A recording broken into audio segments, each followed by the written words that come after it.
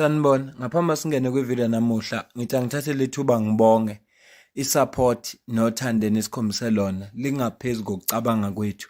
Siyacela niqhubeke nisiphote njalo ngokubuka amavidiyo ethu, ungakhohlwa ukukhomenta, ushare, ulike. Siyafisa ukuzwa umbono wakho. Sicela ke singene kwivideo namuhla. Over 180 illegal foreigners were arrested and 9 suspects detained for drug-related crimes during Operation Chanela 2 in Johannesburg and Hillbrow, led by SAPS Gauteng Provincial Commissioner Lieutenant General Tommy Mtombeni. Kubi corruption ayikho eSouth Africa noma uba amaphoyisa wayithatha ibribe. Ngabe lezi indaba esizitholayo ngabe izindaba ezimnandi kakhulu. Ezosazisa ukuthi kuthola abantu aba 180 abangama illegal immigrants la eSouth Africa. Kodwa ngenxa ukuthi kukhona icorruption, labantu ba 180 basazophinde babuye uma kwenzekile ba deport uma bengadizanga. Okunye sengeke ngaqaphela uma kukhona uLieutenant General Tommy Mtombeni, baningi abantu ababoshwayo kuma Operation Chanel. Baningi abantu ababoshwayo. Uyabona kube kuya ngendlela abantu ababoshwa ngayo. Ngabe imigwaqo yethu iclean. Kodwa ngenxa ukuthi kune corruption sikulonke. Kodwa nje siyabonga ukubona ukuthi amaphoyisa asebenza. Sengathi lamaphoyisa angasebenza noma engekho ugeneral. Bengenzi ngoba bebona yena. Sizodlulela odabeni lesibili. Kunamaphoyisa aboshiwe ngapha eJimmiston. Lamaphoyisa lawa aboshwe ngeinsolo zokushushumbisa ama-drugs. Cabanga amaphoyisa. The article ithi 3 South African police officers have been arrested in Germiston for allegedly supplying drugs to an individual who was acting as their runner. The shocking arrest exposed deep-rooted corruption within the ranks, and investigations continue to uncover more. Kunomuntu obebathengisela lama drugs. Kunomuntu obebathengisela. Bazimoshela icareer yabo ngemali esheshayo. Yabona imali esheshayo yona iningi kwesinye isikhathi. Kodwa indlela enqamlelayo zihleze zineyinkinga. Indlela nje enqamlelayo zihleze zineyinkinga. Nama-Hawks lezi insuku awadlala yabopha ekancane. Kulezi insuku amaphoyisa asebenza yazi. Uyabona uma amaphoyisa engasebenza kanje, shuthi kuyoshaya unyaka ozayo ubugebengu bebehlile. Ngendlela nje amaphoyisa abopha ngayo. Isihloko salolu daba olulandela sithi senior Limpopo official arrested by Hawks after confessing to paying 770,000 rand to a company that did not work for Baphalaburwa municipality. Lifundeka kanje. The Hawks in Limpopo have arrested a senior official from Maruleng local municipality for alleged fraud and corruption involving over 770,000 rand.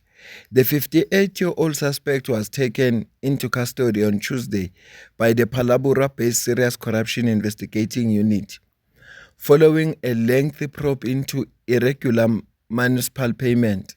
Preliminary findings showed that in July 2015, the suspect served as acting municipal manager at Baphalaburwa local municipality. During his tenure, he allegedly appointed a private company to assist with restoring electricity after a power outage without following procurement procedures, raising concern of mismanagement and potential collusion.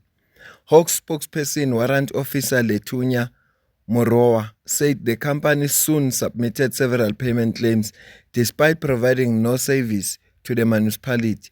These invoices were possessed and paid, a casing financial loss exceeding 770,000 rand to the Baphalaburwa municipality, according to the Hawks investigation. The suspect's action reportedly bypassed established tender rules, with investigators uncovering irregular authorizations and approval. The probe focused on how the fraudulent transactions were processed and identifying other potential beneficiaries linked to the unlawful payment made under the suspect's watch. The case was reported to the Hawks Serious Corruption Investigation Team, which pursued the matter for years before making an arrest. Hawks spokesperson Morowa confirmed that additional arrests may follow as the investigation continues into other potentially implicated in the payment scheme. Limpopo Hawks Provincial Head Major General Govender commended the investigation team for its persistence. Govender reaffirmed the Hawks' commitment to combating corruption in municipalities and ensuring that officials who misuse public funds are held accountable before the law. Uyabona kuwo wonke omasipala uma bengaqala le process esiqale Limpopo manje mokukhulu umehluko esingawubona ngoba into eyenza ukuthi abantu benze noma yini lapha komasipala and omasipala laba efuneka ba deliver straight emphakathini. There's no consequence management. Kodwa ukubona ama-Hawks enza le msebenzi abawenzayo, funeka mabe ngawu-adopta nje kubo bonke omasipala, ama-Hawks aphenye bonke omasipala, baningi abantu abangaboshwa. Ngoba kukhona abantu abanikeza ibudget ukuthi abakhe indlela noma bakhe ini bangayakhi bathathe leyo mali bayidle bona. Funeka abantu bajeze ukuze bezokwazi ukuthi uma wenza icala funeka ujeze. Hayi lento eyenzeka manje. Uma sidlula phambili inkulu indaba enale yini bathi iBroncleer cough syrup seyobanjwe abantu abaningi bayiphethe kuleli viki nje sisuka kulo. Udaba esilithola lithi South African Police Services Free State. The Sasolburg Highway Patrol conducted a successful operation as part of Operation Chanela 2 on Wednesday, 15 October 2025, on the N1 road next to the R59 off-ramp towards Kronstadt. 3 suspects who were found in possession of 248 bottles of 100 milliliter of Broncleer cough syrup medicine. They had no permit or license to possess and transport large quantities of medicine. Inkulu indaba inale mithi. Inkulu ngempela. Kuleli viki nje lodwa amsho kubanjwe abantu abawu3 endaweni ezehlukeneyo. Iphuma la eSouth Africa iya ngaphandle. Angisakhumbula wesibili nje laba sekuba sithathu. Kodwa siye sazikhava indaba zakhona. Ngiyacela abaziyo bangichazelela ku comment section ukuthi kanti le cough syrup lena yini lenayo noma ihluke ngani kula amanye kwabanjwa abantu kangaka bephethe yona kwenzakalani vele ngoba mina angazi kwenzakalani ngicela ningilekelele owaziyo la ku comment section. Amaphoyisa ngapha eWestern Cape anti-gang unit aqhubeka nokulwa nobugebengu enza isiqiniseko sokuthi laba abasesayidini elirong lomthetho babhekana nengalo yomthetho. Nge-15 ku-October abasolwa abawu3 baboshiwe eindaweni ezithu ezehlukene ngokutholakala nesibhamu ezingekho emthethweni kanye nenhlamvu kanye nokutholakala nesibhamu esingavumelekile ukuthi zibe khona kanye nenhlamvu ezingekho semthethweni. Kanti kwenye indawo ngazo futhi umhla ka-15 amaphoyisa i-Crime Prevention Unit ithole 12 yama-shotgun alahliwe bathi nendawo Rodeval somewhere lapho. Ithe uma ngikhuluma ngokudlula ngathi mawuhlale eWestern Cape kuyakuphoqa ukuthi ube nesibhamu ukuthi uzobe usithole ngokusemthethweni noma ngokungekho semthethweni kodwa uma nje ungwase-Western Cape kuyakuphoqa ukuthi banesibhamu ngoba lento le yama-gang izoku-affecta whether uyathanda or awuthandi.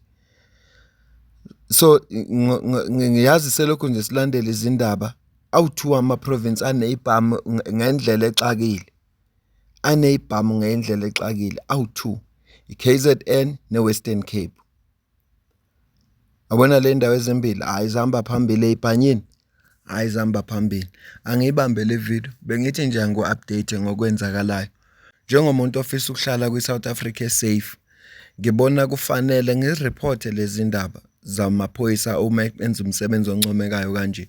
Uma kukhona abantu ababoshwayo ngiyangithanda ukuthi asizireport lezi ndaba ngoba lokhu kubuyisa ithemba nje kimi ngoba kwenza ukuthi ngibona ukuthi mhlawumbe umuntu eminyakeni ezayo uzobe phila kwi-South Africa ekhululekileyo.